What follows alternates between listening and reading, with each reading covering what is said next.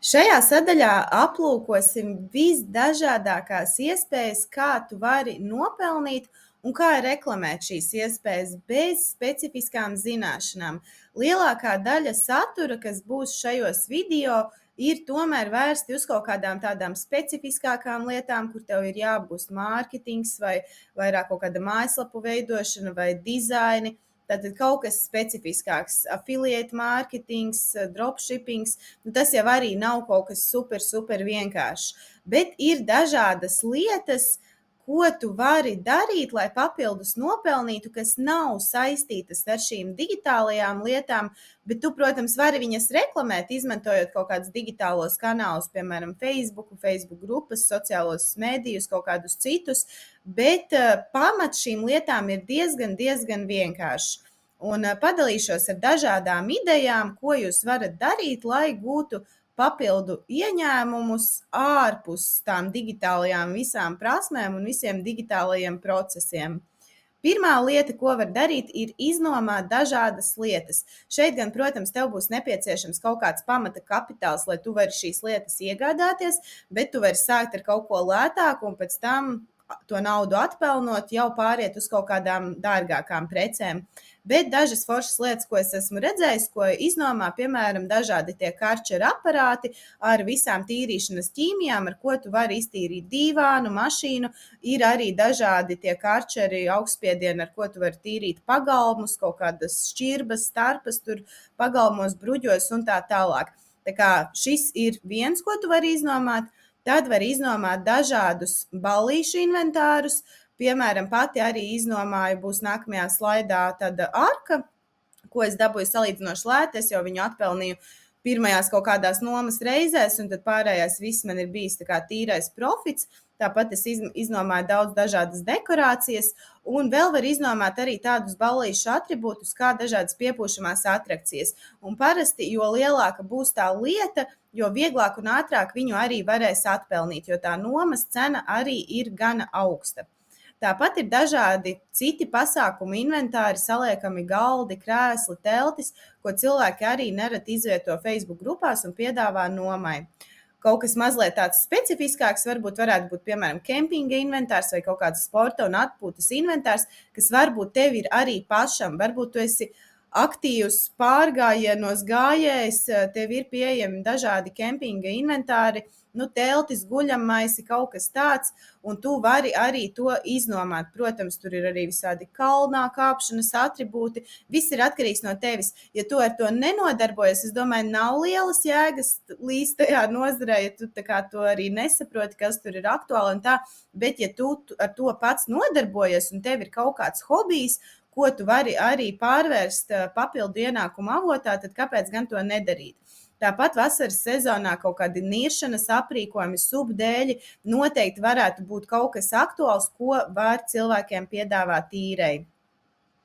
Un šeit daži no tiem piemēriem, tātad pa kreisi tā ir tā mana arka, ko es piedāvāju. Es viņu piedāvāju pa 10 eiro nomāt, nopirku es viņu pa 30 ar kapekām kaut kādām. Pamatā citi piedāvā pa 15, es ieliku pa 10. Tad rekur pa labi kolēģi man iznomā šo te piepūšamo atrakciju. Arī tātad ļoti labs ilgtermiņa ieguldījums. Tad šeit es gan šajā prezentācijā arī nevarēšu atvērt, bet, ja kādam ir interesi, var apskatīties Facebook lapu, piemēram, dekorāciju noma Valmierā. Tur es nomai piedāvāju visdažādākās lietas. Laternas visādus, dekoratīvus elementus, spilvenus, viskaut ko. Pampas mums ir tās lielās spalvas, visādas vāzes, trauki, glāzes. Viskaut kas, tā kā, ja ir interesi, noteikti var paskatīties. Un šeit tad viens piemērs tam karčerītim, kas arī Facebookā regulāri tiek likts, un regulāri arī ir komentāri un interese pie šiem ierakstiem, kas parāda, ka tā ir tāda aktuāla lieta. Iespējams, var atrast arī kaut ko tādu, ko es neesmu šeit pieminējis, vienkārši ej cauri kaut kādām pērc-pārdodu grupām, vari vēl sērčā ierakstīt meklētājā iznomā vai izīrē, tā kā atslēgvārdiņus un pameklēt kaut kādas lietas, ko cilvēki izīrē. vēl dažādas idejas, bet būs vēl citas idejas, bet vēl dažādas idejas. Piemēram, ja tu esi radošs cilvēks, tu vari veidot dažādas radošās darbnīcas, meistarklases. Arī tādas mēs organizējam, piemēram, vannas bumbu gatavošanas meistarklase, kas vispār ir elementāra lieta, kur pat nevajag kaut kādas baigi dekoratīvās prasmes, nu, tā kā kaut kādām specifiskākām lietām, nu, piemēram, kroņus. Kroņus arī mēs esam taisījuši meistarklasēs. Nu, tas ir kaut kas tāds mazliet specifiskāks. Bet vannas bumbas ir kaut kas super, super elementārs. Un vannas bumbas patiesībā mums ir bijušas vienas no pieprasītākajām radošajām darbnīcām, kas mums parasti ir visējošākās. Viņas arī ir vislētākās, jo tur ir vislētākās izēvielas, un cilvēkiem tiešām interesē apgūt, kā tu pats vari izveidot kaut kādas vannas bumbas, un tas ir tiešām ļoti, ļoti elementāri. Bet tu vari pārvērst jebkuru savu prasmi, kas tev ir, kas ir kaut kāda radošāka iemaņa, kaut kādās meistarklasēs. Tā kā šis arī ir ļoti aktuāls veids, kā tu vari nopelnīt papildu līdzekļus. Nākamais, ja tev patīk un padodas gatavot ēst, te gan, protams, ir jāreģistrējas PVD, jo viņi ļoti aktīvi skatās un tur nosūdzēs droši vien pirmajā dienā, ja nebūs tā PVD atļauja. Bet, ja tev tas padodas, vari sakārtot šo atļauju un piedāvāt dažādas kūciņas, dažādas uzkodas. Vari uz saldajām lietām fokusēties, vari uz sāļajām lietām fokusēties un vari piedāvāt arī uzkodu plates. Arī šāda lieta, manuprāt, ir ļoti, ļoti aktuāla, pieprasīta dažādos pasākumos, sevišķi kaut kādos lielākos pasākumos kā kāzas. Uz kāzām man arī bija meitene, kura gatavoja visdažādākās plates, vienkārši zinām pazīstama meitene, kurai tas tīri labi tā kā sanāca. Arī tad vienojāmies, ka viņa veidos šīs plates, un samaksa arī bija gana sakarīga, lai ar to varētu ilgtermiņā to darot, arī papildus diezgan sakarīgi nopelnīt.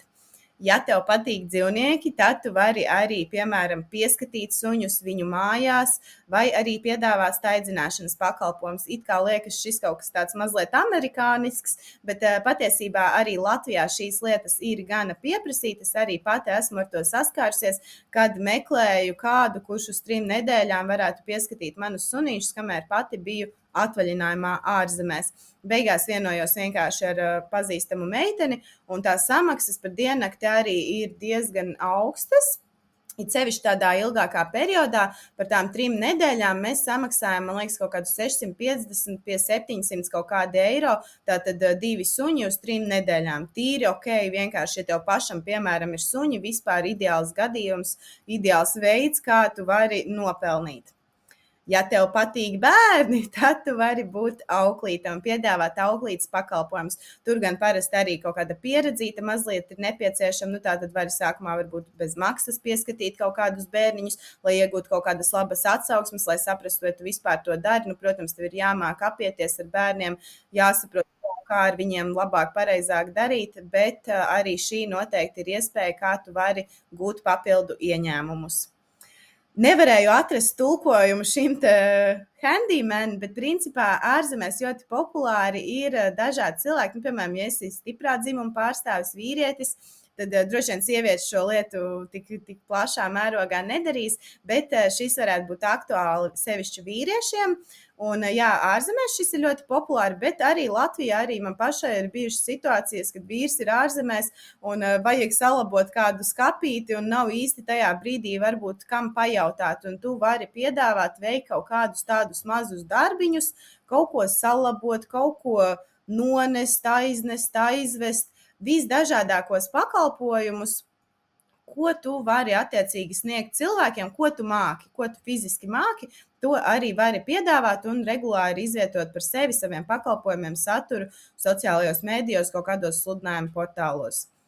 Ja tev padodas kaut kāds konkrēts temats, piemēram, latviešu valoda vai angļu valoda vai matemātika, tad iespējams tu vari piedāvāt arī privātstundas. Šīs var būt aktuāli gan klātienē, sniedzot dažādas šīs nodarbības, gan arī attālināti. Pēdējos gados jau dažādas attālinātās privātstundas arī ir kļuvušas ļoti aktuālas, tā kā noteikti vari piedāvāt arī kaut ko šādu. Vēl viena lieta, sevišķi siltajā gada sezonā, ko tu vari piedāvāt, ir palīdzība dārzā vai, piemēram, zāles pļaušana. Nereti arī tiek meklēti cilvēki, kas, piemēram, nopļauj zāli, un tev pat nav vienmēr jābūt savai tai pļaujmašīnai. Tam cilvēkam ir pļaujmašīna, vienkārši viņam vajag kādu, kurš to zāli nopļauj regulāri. Vai arī otrs variants, tu vienkārši vari palīdzēt ar kaut kādām ravēšanām, augļu, ogu novākšanām un tam līdzīgām lietām. Un vēl pēdējā no šīm lietām, bet arī ne pēdējā šajā prezentācijā, ko var piedāvāt, ja tas padodas, ir piemēram dažādi šūšanas pakalpojumi. Arī man nereti ir aktuāli dažādi šūšanas pakalpojumi, kaut kādas drēbes salabot. Mums ir tā bumbu istaba, mums tur ir meitiņu stūrīts ar kleitiņām, tās regulāri ir jāsataisa, jāsašuj kaut kas varbūt un tā, vai man regulāri suņi kaut kādas mantas sagrauž, ko negribās mest ārā, kas labas mantiņas sunīšiem nopirkts arī aizved vienkārši pie šuvējas, lai sašuj viņas. Tad mazliet detalizētāk pār tādu lietu, kā pārdot savus darinājumus. Tātad tie var būt pirmkārt visdažādākie rokdarbi, tie var būt gan dekoratīvi kaut kādi rokdarbi, kas kā dekorācijas var būt tavā mājā, piemēram, kaut kādi sapņu ķērāji. Tie var būt kaut kādi noderīgi vai kaut kādi mīļi darinājumi, piemēram, rotaļlietas mazuļiem, zeķītes bērniem mazajiem, tautiskas zeķes, šalles un visdažādākās citas lietas. Skaistumkopšanas produkti, ziepes, vannas bumbas, kā arī daudz dažādas citas lietas, sveces, piemēram. Un daļai šo lietu vajag kaut kādas vairāk tādas radošākas prasmes un iemaņas, bet citām lietām, piemēram, svecēm vai ziepēm vai tām pašām vannas bumbām tiešām nav nepieciešamas, manuprāt, tādas ļoti specifiskas iemaņas. Un neskaitāmus piemērus un iedvesmu var atrast gan dažādās Facebook grupās, tepat Latvijā, var, protams, skatīties arī ārzemēs, bet Latvijā, piemēram, no grupām Handmade in Latvija, kur noteikti var gūt diezgan daudz tās iedvesmas un ideju, kā arī, protams, Etsy, Pinterest, vienkārši ierakst kaut kādus atslēgvārdiņus, do it yourself projects, ieraksti tur for kids, bērniem, tas ir vai dekors, kaut kādi dekori, un atradīs vienkārši simtiem tūkstošiem visdažādāko ideju. Un ideāli, ja tas ir kaut kas unikāls ar kaut kādu odziņu, vai arī kaut kas ļoti, ļoti aktuāls tajā brīdī. Nu, piemēram, uz Latvijas valsts svētkiem standartā novembrī ļoti labi iet šīs tautiskās šallas un citi tautiskie kaut kādi darinājumi, zeķes, cepures un tā tālāk. Pēc tam jau tas bums norimstās, nu, Ziemassvētkos decembrī tātad vēl uz Ziemassvētkiem, bet Principā pēc tam tas tā kā arī norims, tas novembris, decembris, nu vēl varbūt oktobris ir, manuprāt, aktuālākais periods šādām lietām. Un šeit daži piemēri, arī ielikšu piemērus atsevišķā video, jo šeit es nevaru šajā prezentācijā atvērt tos linkus, bet, piemēram, man bija jau vairākus gadus atpakaļ uztaisīt šī Facebook lapa. Es biju iepirkusi tās latviskās tautiskās šalles un viņas pārdevu caur Facebook un arī ļoti labi gāja bez mājaslapas, bez nekā, tikai tīri Facebookā. Tad rekur piemērs kaut kādam tādam komplektiņam, piemēram, džemperi, nu tātad ar kaut kādu odziņu viņi ir. Pirmkārt, tas ir komplektiņš, droši vien mammai un meitiņai, un tur ir šie tā kā 3D ziedi, elementi, ļoti, ļoti skaists, kaut kas tāds tiešām unikāls un neredzēts. Tad te mums ir pašdarinātās brošas, tur viena tāda kundze, viņas taisa ļoti skaistas visdažādākajās tematikās, cik arī esmu novērojis, tiešām viņas izķer, bet, kā teicu, piemērs salikšu atsevišķā video. Tad šeit ir kaut kāds, te ir tā grupiņa Facebook Handmade in Latvija, to tad arī tajā atsevišķajā video. Šeit man arī bija viens tāds projektiņš, kur mēģināja dažādas lietas mazuļiem, bērniem pārdot, tur zeķītes, sedziņas, biju tā kā kaut ko iepirkusi daļu, un kaut kādu daļu biju sarunājusi ar kaut kādiem cilvēkiem, ka mēģināšu bez šīs iepirkšanas, vienkārši viņi man iedod kaut kādu labāku cenu, un attiecīgi es nopelnu to komisiju par to cenu, ko es uzlieku pa virsu, tā kā to summu. Un tad te vēl viens piemērs, šis gan var redzēt mākslīgā intelekta, bet arī man likās tāds labs piemērs pončo tātad, un arī ar šiem te 3D elementiem, unikāls, tāds radošs, tiešām kaut kas tāds neredzēts. Vēl viena lieta, ko tu vari darīt, iepirkt kaut kādas lietas un pārdot viņas dārgāk. Šo arī esmu visādi izmēģinājusies. Nu, protams, tas profits tur nebūs kaut kādos entajos tūkstošos, bet dažus 100 eiro mēnesī tu noteikti vari ar šādām lietām arī nopelnīt. Piemēram, viena lieta, ko es pirku, sūtīju no Amerikas un pārdevu dārgāk, jo amerikāņas stipri lētākas ir šīs te krēsls zobu pastas, vai arī, piemēram, biju atradusi baigi superīgo akciju Tommy Hilfiger lielajiem dvieļiem, kuri Latvijā principā pat 50 eiro maksā, Amerikā viņi izmaksāja kaut kādi 5 eiro, es viņus pat 35 pārdevu un reāli cilvēki arī tiešām pirka. Un vēl dažas lietiņas, bet arī vēl nav viss, nav pēdējais slaids, bet vēl dažas lietiņas, piemēram, ja tev padodas, tev ir skaists rokraksts, tu varbūt vari apgūt kaligrāfiju.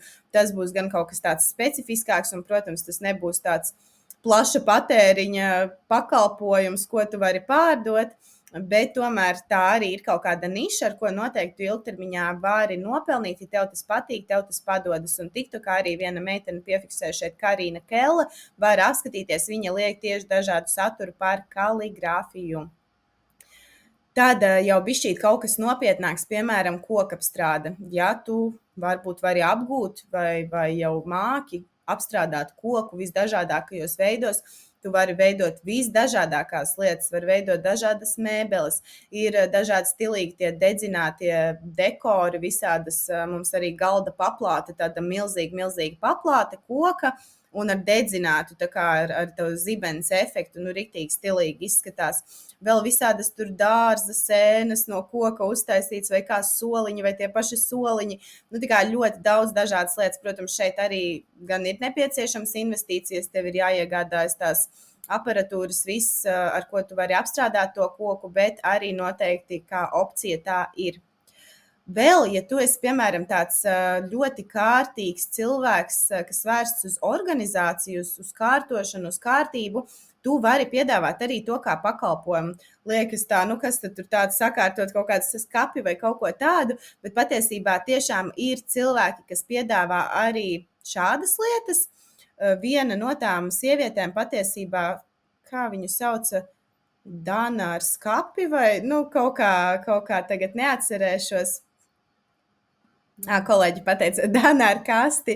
Jā, tātad viņa arī sāka ar šo tēmu, ar to organizāciju, ar to kārtošanu, un viņa jau ir kļuvusi par diezgan populāru satura veidotāju. Protams, tu vari veidot saturu par to, un tas ir ideāli, ja tu vari to kombinēt, kļūsti par satura veidotāju un vēl paralēli piedāvāt tos savus pakalpojumus, 2 zaķi ar 1 šāvienu. Bet, ja negribi veidot saturu, vari vienkārši piedāvāt arī to kā pakalpojumu. Man pašai kaut kas tāds būtu aktuāli, un mēs pagājušajā mēnesī rīkojām savu pirmo tīklošanās pasākumu te ar vietējiem uzņēmējiem, un tajā skaitā bija viena sieviete, kurai arī sadarbības partneri nodarbojas tieši ar šādu lietu, ar skapju, istabu kārtošanu, organizēšanu un tā tālāk. Tā kā noteikti arī šī ir iespēja, kā gūt kaut kādus papildu ieņēmumus. Tad arī kaut kas mazliet tāds specifiskāks, mazliet tāds radošāks būtu, piemēram, keramika, kaut kādu māla trauku veidošana. Tur, protams, arī tur vajag to cepli, kur ielikt tos traukus, un vajag detalizēt par keramiku. Nezinu, lai arī vispār tad, kad es mācījos Cēsīs internāta pamatskolā pusgadu vienu, tad tur arī bija šīs te keramikas nodarbības. Un tad, jā, mēs tur veidojām, tad viņus tur veda visus cepties. Esmu vēl kaut kādās reizēs citos pasākumos taisījis kaut kādus traukus. Tātad tev tur vajadzīgs ir tas ceplis. Es nezinu, vai ir kaut kādas citas alternatīvas. Zinātāji zinās labāk, bet noteikti arī googlē to visu var atrast, bet arī kā variants, ko tu vari darīt, tas noteikti ir. Vēl tāda lietiņa, kas Latvijā nav ļoti, ļoti populāra, manuprāt, bet ārzemēs gan, ir dažādu mēbeļu tā saucamā flipošana, ka tu nopērc kaut kādu vecu mēbeli un uzlabo viņu. Nokrāso, pievieno kaut kādas smukas detaļas, kaut kādus rokturīšus. Tās pārvērtības ir fantastiskas, kādas var tām mēbelēm uztaisīt. Un tur, protams, arī sākumā kaut kāda neliela investīcija vajag, lai tu vari nopirkt to veco mēbeli un nopirkt kaut kādus tos materiālus, ar ko viņu uzlabot. Bet ilgtermiņā arī domāju, ka ļoti laba un interesanta lieta, ar ko var nodarboties. Ir sevišķi, ja tev patīk kaut ko darīt ar rokām. Un vēl viena lieta, piemēram, ja tev patīk ceļot, tu vari arī palīdzēt citiem cilvēkiem organizēt un plānot savus ceļojumus. Arī tajā pašā tīklošanās pasākumā bija viena sieviete, kur ar to nodarbojas, regulāri plāno visdažādākos ceļojumus. Viņa nav nekāda ceļojuma aģentūras īpašniece vai kaut kas tāds, vienkārši cilvēks, kas ar to paralēli nodarbojas, pati paralēli brauc šajos ceļojumos, droši vien sanāk nopelnīt tā, ka varbūt viņai pat nesanāk maksāt par to ceļojumu, viņa vienkārši nopelna ar to, ka viņa palīdz citiem. Nezinu, kā ir konkrēti šai sievietei, bet to var organizēt dažādi, gan, ka tu nopelni un tu pats nemaksā, gan, ka tu varbūt nopelni un tomēr pats kaut ko maksā. Tas viss ir atkarīgs, kā to kurš izvēlās organizēt, bet arī šāda lieta noteikti ir, ko tu vari darīt, ja tev tas tiešām patīk, aizrauj. Vēl viena lietiņa, arī tāda mazliet detalizētāka, ko var darīt, ir, piemēram, apgūt floristiku un vai dekorēšanu.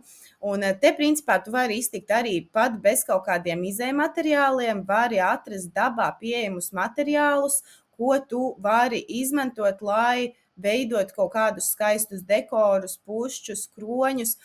Piemēros arī būs, bet to tad ielikšu atsevišķā video, piemēram, tādi dabas materiāli veidoti kroņi, tiešām skaisti, unikāli, ar kaut kādu unikālu nišu, ar unikālu pieeju. Un tu vari arī iemācīties kaut ko tādu gatavot, tā kā šeit pat nevajag nekādus izējumateriālus. Protams, ja tu vēlies, tu vari sākt uzreiz ar profesionāliem materiāliem, ziediem un tā tālāk, bet principā, ja nav to investīciju, tu tāpat vari aiziet pļavā, salasīt, ko tur var atrast, sevišķi vasaras sezonā, un sākt mācīties, skatīties kaut kādus atkal YouTube video, YouTube kursiņus, TikTokā atkal neskaitāmas idejas ir, ko tu vari izmantot, un tā tālāk. Un tu vari arī piedāvāt to kā pakalpojumu kaut kādos īpašos notikumos, svētkos, vai, piemēram, kā kāzās Līgavai un Līgavas māsām uztaisīt kaut kādus īpašus kronīšus, piemēram, vai kaut kādus vainadziņus. Un, ja tev patīk skaistas lietas, skaists interjers un iekārtojums, tu vienmēr esi tas cilvēks, kurš parūpēs par to, ka ir skaistas dekorācijas tavas ģimenes svinībās vai kādos citos svētkos, tad iespējams arī dekorēšana varētu būt tavs lauciņš un iespējams tu vari kļūt par dekorātoru. Un arī mēs jau pusotru gadu principā nodarbojamies kā dekorātori, dekorējam gan kāzas, kas ir lielāks pasākums, gan arī kaut kādas privātas ballītes un, protams, arī bērnu ballītes. Un šeit gan būs nepieciešami kaut kādi nelieli ieguldījumi vai nu iegādājoties to inventāru vai arī nomājot to inventāru, kas būs lētāk sākumā, bet neizdevīgāk ilgtermiņā.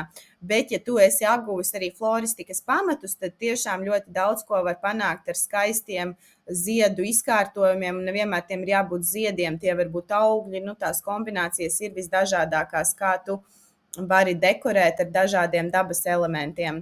Un tad, piemēri, kā es teicu, būs atsevišķi, te bija pa labi tie kroņi, bet, principā jau šajā arī redz. Un tad šeit pa kreisi 3 no mūsu biznesiem. Tātad viens ir radošā studija Mora, kur mēs piedāvājam gan radošās darbnīcas, gan šos dekorēšanas pakalpojumus. Arī var aiziet apskatīties piemērus.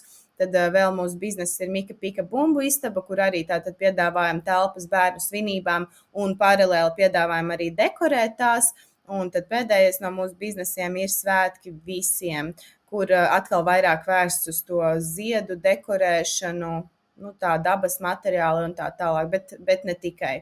Tā kā šie no dažiem piemēriem, un kā redzat, ir ļoti daudz dažādi veidi, kā jūs varat nopelnīt kaut kādus papildu līdzekļus, ja jums liekas pārāk sarežģīts, tas viss digitālais mārketings, IT, mājaslapas, dizaini, tas viss jūs jūtat, ka nav jums affiliate mārketings, dropshippings nav jums, tad iespējams jūs varat attīstīt kaut ko tādu, un būs atsevišķi video par to, kā tad reklamēt šīs lietiņas, bet principā šim visam, manuprāt, nevajag tādas ļoti, ļoti specifiskas zināšanas. Protams, laika gaitā jūs varat attīstīties, augt kā profesionāls tajā savā nišā, bet, lai sāktu ar to, jums vajag tiešām mazumiņu, vismaz vairumā gadījumu. Tā kā paldies par uzmanību šajā prezentācijā, un tad jau tiekamies citos video. Tā!